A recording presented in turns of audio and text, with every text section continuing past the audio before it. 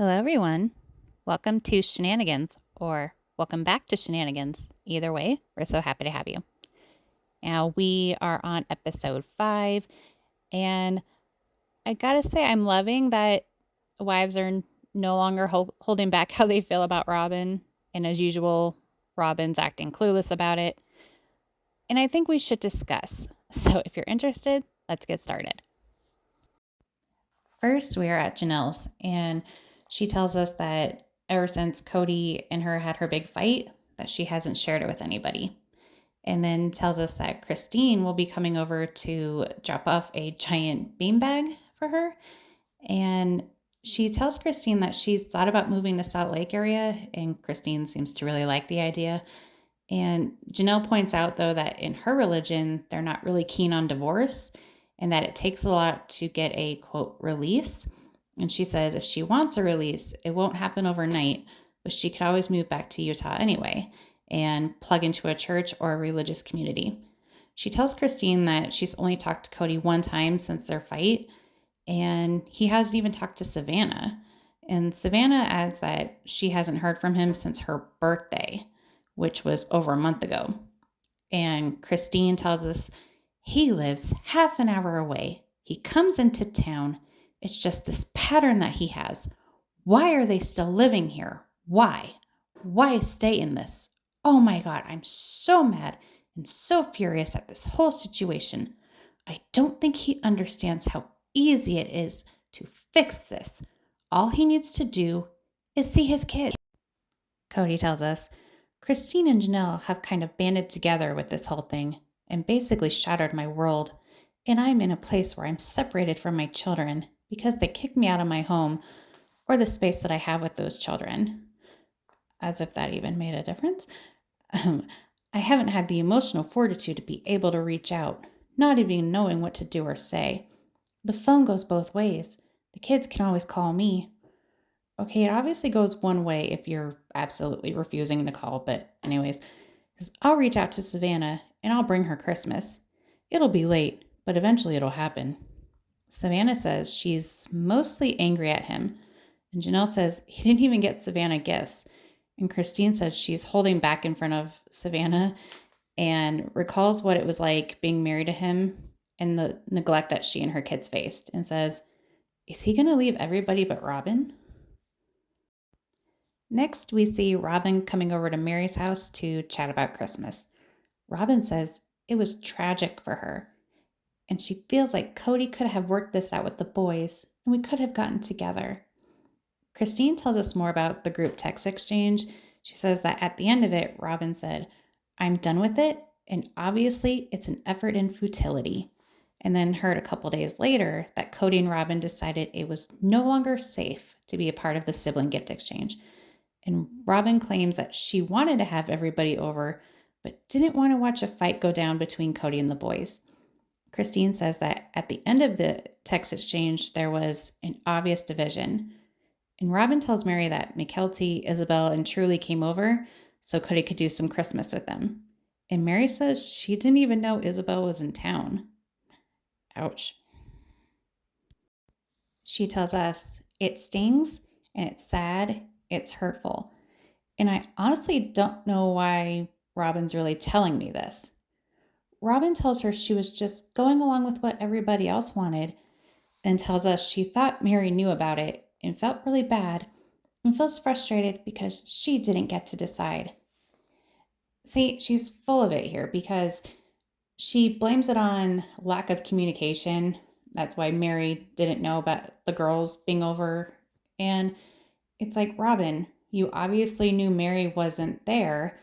So why didn't you say, hey, the girls are over. Do you want to stop by for a visit? Say hi, do whatever. So for her to act like, oh, I had no control over it, it's just lack of communication. Okay, Robin, you're supposedly the best communicator in the family, according to your husband. So how can you stand there and tell Mary that you had no say in it and just blame it on lack of communication? She knew. Cody says he and Mary have an amicable relationship, but are not functioning like a married couple. You think? And feels like that they're better friends than a married couple. Robin tells Mary that she's trying to understand Christine leaving and the decisions they made during COVID, and then says, "This isn't the people that I know." Mary says that Cody claims COVID revealed, quote, "the real us," but she's wondering about all the years prior. Robin says she first saw a fairly cohesive family, but they talk like it was so bad. Mary tells us that in the early years, there was a lot of emotion and hiccups, but still thinks they did not too shabby of a job. Christine says they made it work because they love the idea of their family of 4 adults raising all these kids together as brothers and sisters, and they really focused on the big family unit. But Janelle says going public and adding a new relationship, it never really settled the same way as what they had done for the first 15, 16, 17 years of their marriage. Christine says they kept trying and yearning for that family unit, but it just felt different. Back at Janelle's apartment, she tells Christine that she's not sure if she's even interested in fixing things with Cody, but knows she's not going back to what they had before. Her kids have noticed the favoritism and equality in resources and finances towards Robin. She was fine with it at the time, but now isn't. Cody says that there are so many family members that are trying to act like COVID in the time he spent with Robin has been going on the past 10 years, and says it's just a lie, and that up until COVID, he kept a regular schedule and everything was intact. Janelle tells Christine that she still has her religious beliefs and won't be running off to find somebody else. Christine tells us that those who still live in polygamy, she honors their choices, but has a hard time wrapping her head around why. Back at Mary's, she tells Robin that Cody was so attentive to Christine in the beginning. She mentions how there was a Christmas where he gave Christine several gifts but had nothing for her, other than a hoodie he forgot about. Christine says that year she asked Cody why he didn't get Mary anything. And his response was, "Well, you have that gift certificate that you were giving her."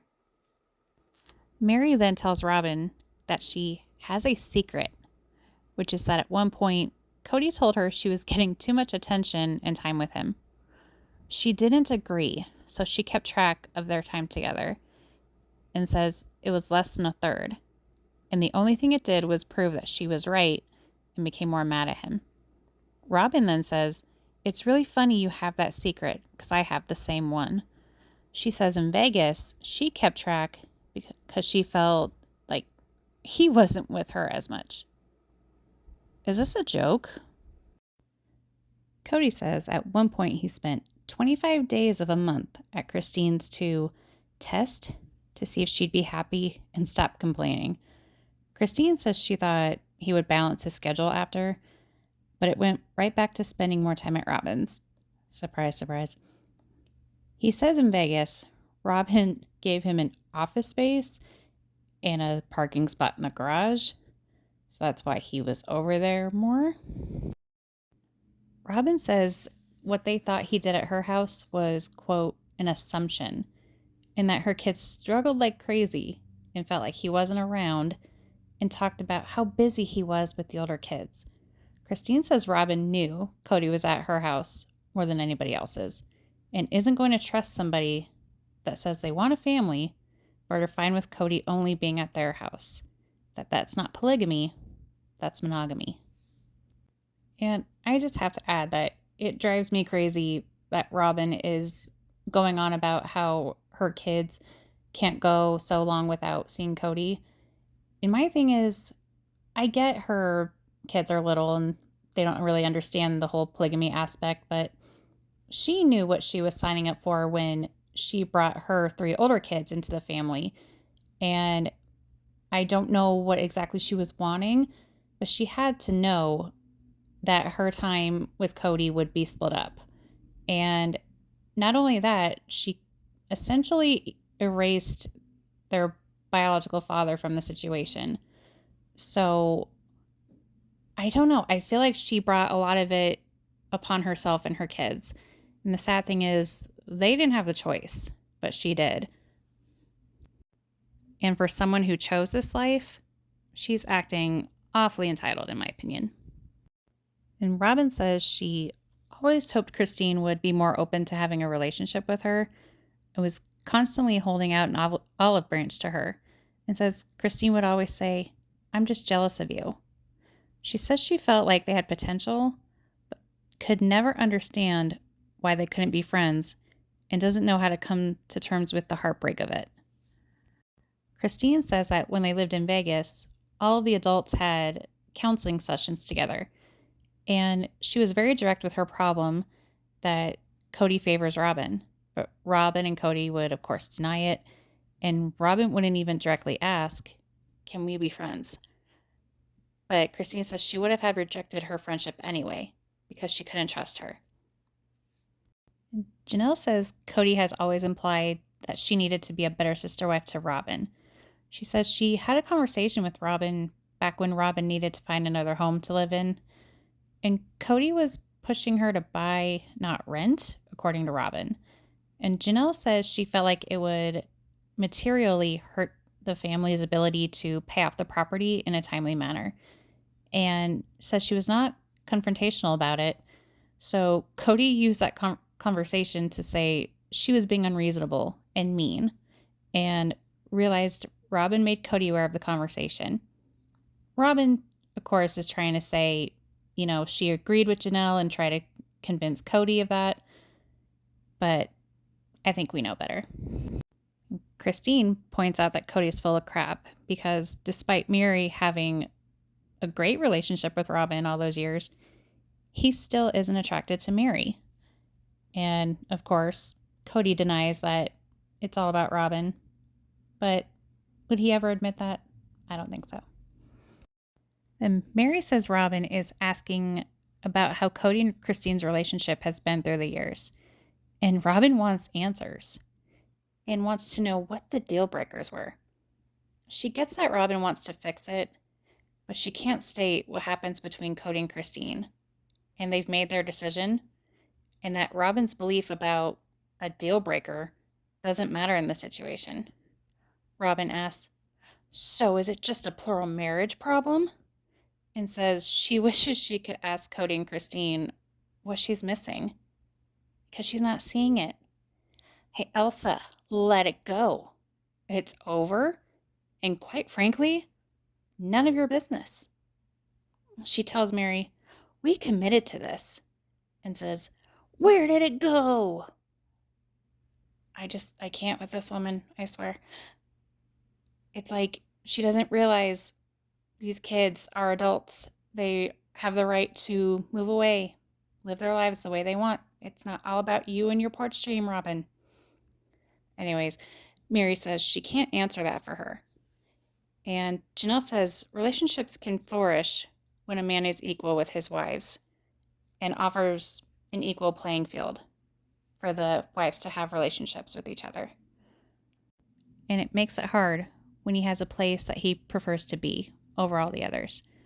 Mary thinks it has to do with the kids getting older and not needing each other as much, and says she has so many good memories from when the older kids were really young, and that those kids created a bond, and thinks Robin feels bad because she was wanting that for her kids, and they just don't have that.